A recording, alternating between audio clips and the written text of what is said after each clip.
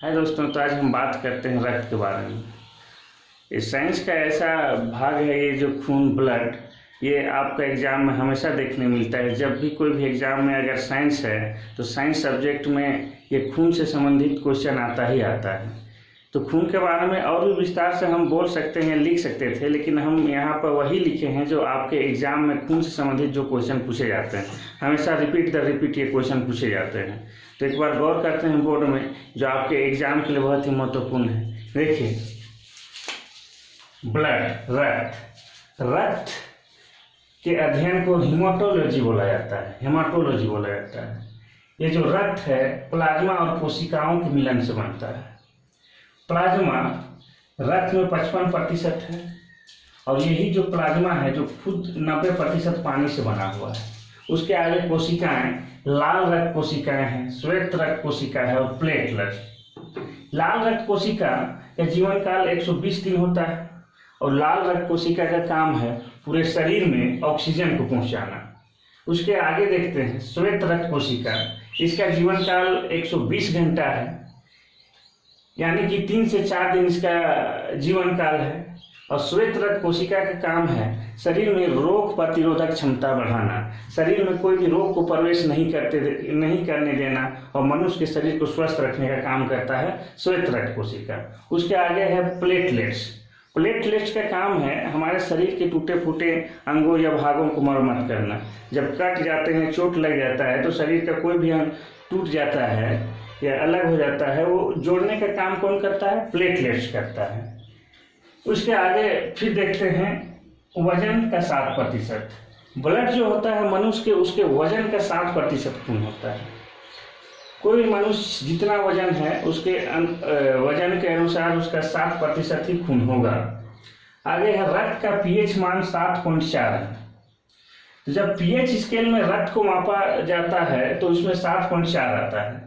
7.5 मतलब ये मानव का रक्त क्षारीय है, क्योंकि हम जानते हैं पीएच स्केल में कि जो 7 में आता है वो हो जाता है उदासीन और 7 से पहले आना है अम्ल।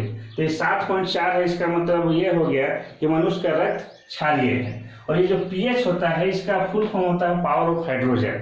ठीक है। आगे हीमोग्लोबिन की उपस्थिति के कारण लाल रक्त होना। हमारा मनुष्य का जो रक्त है लाल रंग का दिखाई देता है और ऐसा इसलिए है कि ये हीमोग्लोबिन की उपस्थिति के कारण मनुष्य का रक्त लाल दिखाई देता है। कभी कभी ये पूछ सकता है कि मनुष्य का रक्त का रंग लाल क्यों है, तो आप इसका आंसर लिखिएगा हीमोग्लोबिन के कारण इसका रंग लाल दिखाई देता है।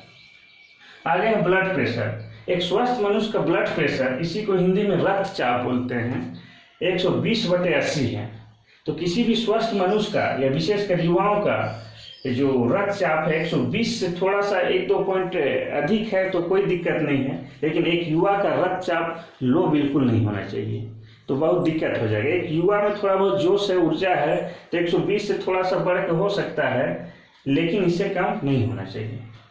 अब देखते हैं हमारा जो मानव रक्त है उसके 4 वर्ग में विभक्त किया गया है और ये 4 वर्ग में विभक्त करने का जो खोज किए हैं हमारे खोजकर्ता हैं कार्ल लैंडस्टीनर, जो 1900 ईस्वी में खोज किए हैं। इसके अनुसार मानव रक्त के 4 वर्ग समूह होते हैं, ए, बी, ए बी और ओ।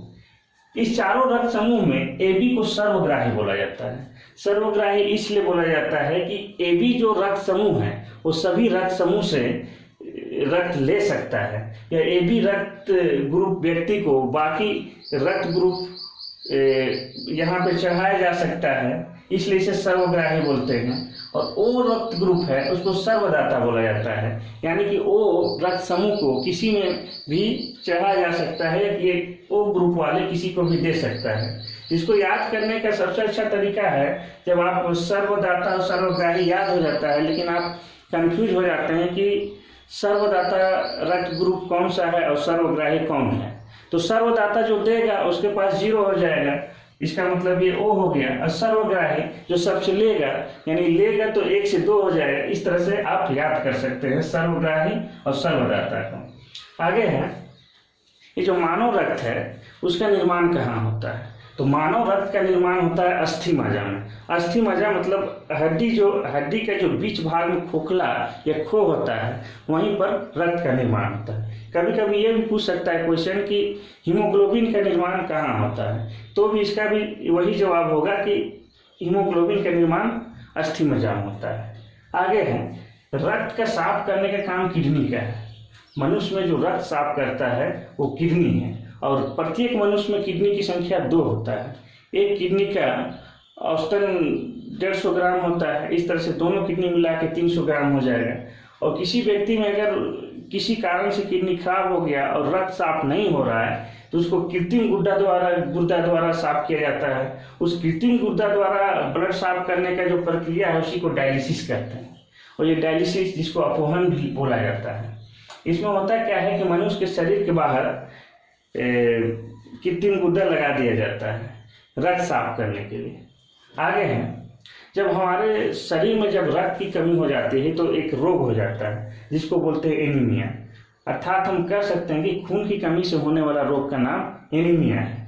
दूसरा है, जब हम कट जाते हैं और रक्त का थक्का नहीं जमता है, खून बहते रहता है, ये होता है विटामिन के कमी से। यानी हम कह सकते हैं कि रक्त के थक्का जमाने का काम विटामिन के करता है। और रक्त का थक्का नहीं जमने वाले बीमारी का नाम है हीमोफीलिया। हीमोफीलिया रोगी, अगर कोई पेशेंट है हीमोफीलिया का, तो वो व्यक्ति अगर कट जाएगा तो रक्त जब निकल रहा है वो बंद नहीं होगा, रक्त का थक्का नहीं जमेगा।